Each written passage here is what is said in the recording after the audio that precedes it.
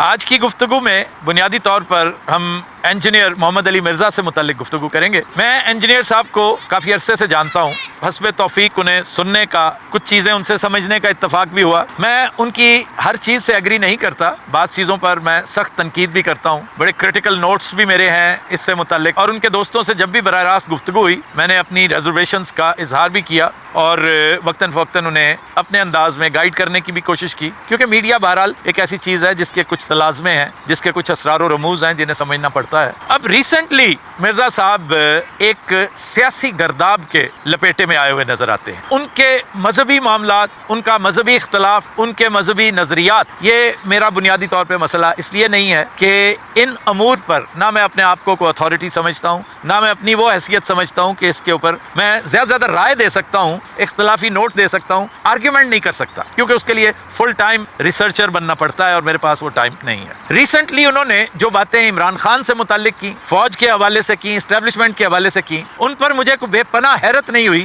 کسی حد تک افسوس ضرور ہوا ہے۔ افسوس اس لیے ہوا کہ ایک مذہبی اسکالر اتنا مجبور ہو گیا کہ اسے ایسی باتیں کرنی پڑی جو وہ ادروائز شاید کبھی کرنا پسند نہ کرتا۔ مجھے ان کی اس گفتگو میں جو چیز بہت نمایاں نظر آئی وہ لا علمی تھی اور مجبوری۔ لا علمی کہہ کر میں انہیں یہ الاؤنس دیتا ہوں کہ وہ جھوٹ نہیں بول رہے تھے۔ میں نہیں مانتا کہ مرزا صاحب یا کوئی بھی اچھا ایک جید عالم کسی بات پر اس لیے جھوٹ بولے گا کہ اس سے اسے کچھ فائدہ ہے۔ میں لا علمی کا الاؤنس دیتے ہوئے مرزا صاحب سے متعلق بات کو آگے بڑھاؤں گا کہ انہوں نے یہ بالکل اسی طرح ہے جیسے جاوید غامدی صاحب کے حوالے سے میں نے گزارش کی تھی کہ بعض باتیں لوگ اپنی رائے کے مطابق کرتے ہیں، وہ کسی بات سے انفلوئنس ہو کے مجبور ہو کے نہیں کرتے، اور میرا خیال ہے جمہوریت اسی کو کہتے ہیں۔ اگر آپ عمران کے ساتھ اختلاف رکھتے ہیں تو یہ آپ کا حق ہے، لیکن پرابلم وہاں بنتا ہے جب آپ اپنے اس ممبر کو، اپنی اس سیٹ کو، اپنی اس پوزیشن کو جو دین کے حوالے سے آپ کو عطا ہوئی ہے اسے اپنے کسی خاص مقصد کے لیے استعمال کریں۔ میں نہیں سمجھتا کہ انجینئر محمد علی مرزا نے اس کا ارتکاب کیا ہے۔ انہوں نے دو چیزیں کی ہیں، میں نے لا علمی اور مجبوری کہی ہے۔ لا علمی کے بارے میں پہلے سن لیجئے۔ سیاست کے بارے میں عام طور پر وہ لوگ زیادہ جانتے ہیں جن کے پاس سیاست کو سمجھنے، پرکھنے، جاننے اور دیکھنے کا ٹائم ہوتا ہے۔ ایک مذہبی اسکالر جو فل ٹائم انگیجڈ ہے اپنے کام میں، اس کی بساط ایک حد تک، اس کی حیثیت، اس کی پہنچ، اس کی کیپیسٹی ایک حد تک ہو سکتی ہے، لیکن سیاست کو سمجھنا، اس کے ڈائلیکٹکس کو، اس کے معاملات کو جانچنا، پرکھنا، یہ عام چیزوں سے بہت مختلف ہے اور بہت زیادہ ڈیمانڈنگ ہے۔ چنانچہ میں نہیں سمجھتا کہ انجینئر صاحب کو معاملات کا اچھی طرح ادراک ہے۔ اب دیکھیے، یہی انجینئر صاحب ایک اور انٹرویو میں حقیقت ٹی وی کے ساتھ گفتگو کرتے ہوئے میں کافی حیران ہوا ان کی اس صاف گوئی اور حقیقت پسندی پر۔ وہ کہنے لگے کہ اس وقت ہماری اسٹیبلشمنٹ کا جو امیج برباد ہو چکا ہے، جو نوز ڈائیونگ ہو چکی ہے، اسے کبھی ریگین نہیں کیا جا سکتا، ریٹریو نہیں کیا جا سکتا، تابقتے کے سارے کور کمانڈرز، جرنیل کعبے کی چھت پہ جا کے اس بات کا اعتراف کریں کہ ہم نے غلط کیا اور آج کے بعد ہم کبھی سیاست میں دخل اندازی نہیں کریں گے۔ اب یہ بات ایک بڑا سلجھا ہوا ایک فکرہ تھا، ایک بڑی سلجھی ہوئی بحث تھی جو ایک عالم کر رہا ہے، لیکن وہ عالم دین ہے۔ میں اگین یہ کہوں گا کہ ایون یہ بات بھی ایک ایسے شخص کو جو پالیٹکس کی ڈائلیکٹکس کو، پالیٹکس کے اسرار و رموز کو زیادہ نہیں سمجھتا، اس کے لیے یہ بڑی حیرت کی بات ہے۔ اس بارے میں تھوڑا سا کنفیوز بھی ہوں کہ انہوں نے یہ بات کیسے کر لی۔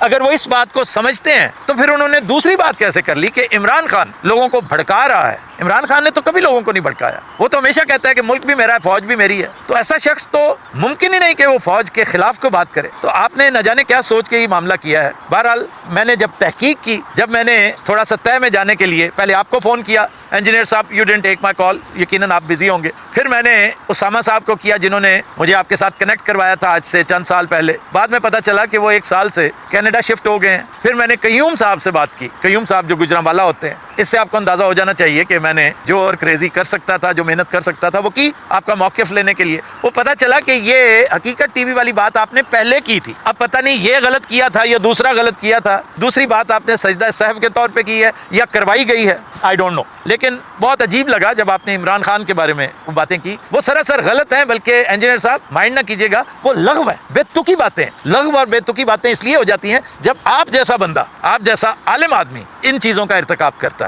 اب آتے ہیں مجبوری کی طرف۔ مجبوری والا معاملہ بھی کافی سنجیدہ ہے، بڑا اہم ہے کہ میں ذاتی طور پر جانتا ہوں آپ کے ریلیجس اور انٹلیکچوئل پرسوٹس کے سبب آپ نے بے شمار مولویوں کو تنگ کر رکھا ہے، بے شمار مسالک وہ آپ کی ہوا کو بھی تلواریں مارتے پھرتے ہیں. میں خود وٹنس ہوں کہ کم از کم 15 دھمکیاں آپ کو مختلف سکولز آف تھاٹ سے مل چکی ہیں, حتیٰ کہ آپ پر قاتلانہ حملے تک ہوئے, آپ پر اٹیمپٹس تک ہوئی. میں یہ بھی جانتا ہوں آپ پر ہر طرح سے عرصہ حیات تنگ کرنے کی بھرپور کوششیں کی جاتی رہیں, اور آپ بھی جو کہ اپنے نظریات سے ایک قدم پیچھے نہیں ہٹتے, روگردانی نہیں کرتے, اس لیے یہ خطرناک کھیل جاری و ساری ہے. میری اپنی انفارمیشن بتاتی ہے کہ جب آپ اس طرح خطرات سے کھیل رہے تھے اور آپ پر 2-3 اٹیمپٹس مزید ہونے والی تھی, حتیٰ کہ انٹیلیجنس والوں نے آپ کو انفارم کیا, تو عین اس وقت ہماری اسٹیبلشمنٹ ہی سے کچھ لوگوں نے آپ کو ریسکیو کیا تھا, بیچ بچاؤ کر کے کچھ لوگوں کو, اور بعض نیک کام بھی ہماری اسٹیبلشمنٹ سے سرزد ہوتے رہتے ہیں, اس سے انکار نہیں کیا جا سکتا. چنانچہ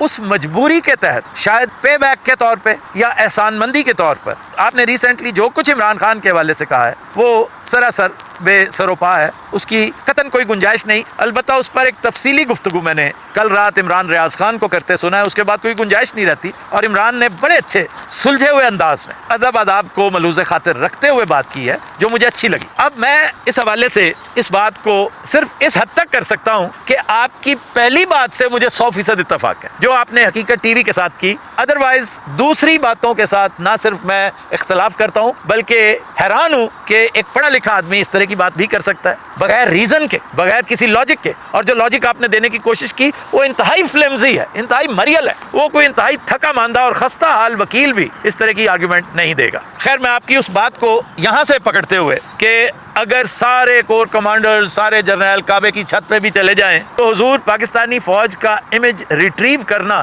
میرے نزدیک بھی اتنا ہی مقدم ہے جتنا آپ کے نزدیک, کیونکہ اس میں کوئی شک نہیں کہ یہ ملک بھی ہمارا ہے, فوج بھی ہماری ہے, اور ہمیں کہے کا ڈر ہے کہ ہم فوج کی خوشنودی کے لیے اس طرح کی بات کریں. کم از کم میں تو نہیں کر سکتا نا, میں تو ملک سے باہر ہوں, میری تو کوئی دلچسپی, کوئی انٹرسٹ ایسی نہیں ہے جو کسی بھی طرح سے جیپرڈائز ہو سکتی ہو. لیکن میں دل سے کہہ رہا ہوں, بالکل اسی طرح جس طرح ہمارے لیڈر عمران خان نے کہہ رکھا ہے کہ ملک بھی میرا ہے, فوج بھی میری ہے, تو میں یہ اپنے طور پہ بھی کہہ سکتا ہوں کہ یہ ملک بھی میرا ہے اور یہ فوج بھی میری ہے. اور میرا دل چاہ رہا ہے, باوجود میں اس کا نام نہیں لے رہا, ایک سینئر آفیسر کا جسے میں اکثر کہا کرتا تھا کہ حضور اپنے امیج کی فکر کریں. میں چونکہ چھوٹی موٹی اسپیشلائزیشن رکھتا ہوں امیج بلڈنگ کے حوالے سے, میرا یہ کام ہے, میں نے اس حوالے سے پڑھ رکھا ہے, میں نے پریکٹیکلی بہت کچھ کر رکھا ہے, تو میں سمجھتا ہوں کہ یہ بڑا مشکل ہو جائے گا ود ایوری پاسنگ ڈے آپ کا امیج ریٹریو کرنا. ایون کسی بہت بڑے اسپیشلسٹ کے لیے, امیج بلڈر کے لیے بھی بہت مشکل ہو جائے گا. یہ بات میں نے لاہور میں کی تھی آخری دفعہ. اگر کبھی موقع ہوا تو میں اس افسر کا نام بھی بتاؤں گا جس کے اختیار میں تھا کہ وہ اس میں دلچسپی شو کرتا, وہ کہتا کہ بتائیں کیا کیا جا سکتا ہے, تو شاید میں کچھ چیزیں سجیسٹ کر دیتا. چونکہ انہیں علم تھا کہ میں نے بات عمران خان سے شروع کرنی ہے, اسی لیے اینٹیسپیٹ کرتے ہوئے وہ خاموش رہے, انہوں نے بات ہی آگے نہیں بڑھائی. آج میں اس گفتگو کو کنکلوڈ کرتے ہوئے انجینئر صاحب آپ کا فکرہ مستعار لیتے ہوئے, وہ جو کعبے کی چھت سے متعلق آپ نے کہا ہے, میں گزارش کر رہا ہوں کہ تب بھی یہ لاسٹ امیج ریٹریو نہیں ہو سکتا اگر ہمارے جرنیل اس چیز پر حلف بھی اٹھائیں کہ وہ سیاست میں دخل اندازی نہیں کریں گے. تب بھی یہ کام صرف 20% ہوتا ہے, 80% کام رہ جاتا ہے, اور وہ وہاں سے شروع ہوتا ہے جہاں عمران خان کی انٹری ہوتی ہے. عمران خان اور اس کے سوشل میڈیا کو کم از کم 1 سال لگے گا اس کھوئے ہوئے امیج کو ریٹریو کرنے میں, اور میں سمجھتا ہوں کہ یہ گھاٹے کا سودا نہیں ہے, اور بڑے آرام سے یہ معاملات کیے جا سکتے ہیں. چھوٹی چھوٹی چیزیں ہیں کہ سیاست سے ہمیشہ کے لیے تائب ہونا پڑے گا, فی زمانہ آپ دوست مانیں یا نہ مانیں یہ آپ کو کرنا ہی پڑے گا. اس طرح ہم امریکہ سمیت بہت سارے باسز کے سامنے جھکنے سے بھی بچے رہیں گے. پھر بلا چونو چرا آپ کو وزیر اعظم کے انڈر کام کرنا پڑے گا, بھلے سے وزیر اعظم اللہ رکھا پیپسی کیوں نہ ہو, کیونکہ اگر جمہوریت کرنی ہے تو اس کے کچھ تلازمے ہیں, انہیں برداشت کرنا پڑے گا, ان کے ساتھ چلنا پڑے گا. یا تو کہہ دیں کہ جی جمہوریت چل ہی نہیں سکتی, اور پھر اللہ اعلان آئے, پھر منافقت نہیں کرنی چاہیے ہمیں, کہیں جناب کہ جمہوریت کا کوئی سکوپ ہی نہیں ہے, ہم جمہوریت پر لعنت بھیجتے ہیں, ایک نیا سسٹم لے کر آتے ہیں. اوکے, اس پر بات ہو سکتی ہے. اس کے بعد ایک اور چیز جو بہت سو کے حلق کی ہڈی بنی رہتی ہے وہ ہے فوج کا بزنس. فوج کا ایک لمبا چوڑا بزنس ہے, ہمیں وہ نہیں کھٹکتا بشرطے کہ اس کے آڈٹ کا دروازہ سیولینز کے لیے ہمیشہ کھلا رہے, نو پرابلم. بلکہ ہم تو چاہیں گے کہ بہت سارے سیولین بزنس بھی فوج کے انڈر دے دیے جائیں, لیکن اس کے آڈٹ کا معاملہ ہماری اسمبلی کے سامنے, ہماری پبلک اکاؤنٹس کمیٹی کے سامنے ہر وقت کھلا رہنا چاہیے. پھر اس کے بعد آرمی چیف اور چیف جسٹس کی تعیناتی کا معاملہ once and for all resolve ہو جانا چاہیے کہ یہ میرٹ پہ ہوگا, اور میرٹ میں سینیورٹی از نمبر 1. بلکہ دیکھا جائے تو سینیورٹی ہی سب سے بڑا میرٹ ہے, اور اس کے علاوہ اور کسی چیز کی گنجائش رہتی ہی نہیں ہے. آخری بات, ہر فوجی جس طرح ایک سیولین افسر کے لیے ضروری ہے کہ وہ اپنے اثاثے ڈکلیئر کرے گا, اسی طرح ہر افسر کپتان سے لے کر جرنیل تک اپنے اثاثے ڈکلیئر کر دے. اس میں پرابلم کیا ہے, اس میں امر مانے کیا ہے؟ بظاہر کوئی ایسا ایشو نظر نہیں آتا. चुनाचे मैं गुजारिश करूंगा, ये रिक्वेस्ट करूंगा कि इन चीजों पर भी गौर करना बहुत जरूरी है। आखिरी बात फाइनेंशियल टाइम्स के हवाले से मैं करना चाह रहा हूं कि उसने लंबा चौड़ा एक सिलसिला पाकिस्तान के बारे में छापा है और सारा कुछ थोप दिया है जनरल आसिम मुनीर पर, फौज पर। वो कहना ये चाह रहे हैं कि पाकिस्तान इस वक्त नहीं चल रहा और इसको चलाने की कोशिश फौज कर रही है, और एक पॉपुलर लीडर जो है वो आपने फारिग कर रखा है। एक बारीक सा नुक्ता समझने की जरूरत है कि पाकिस्तान क्या चल रहा है। पाकिस्तान वाकई नहीं चल रहा, आप इसको चलाने की बड़े खुलूस से कोशिश कर रहे हैं, लेकिन ना चल रहा है और ना चलेगा। और वो लीडर जो सबसे पॉपुलर है और जेल में बैठा हुआ है,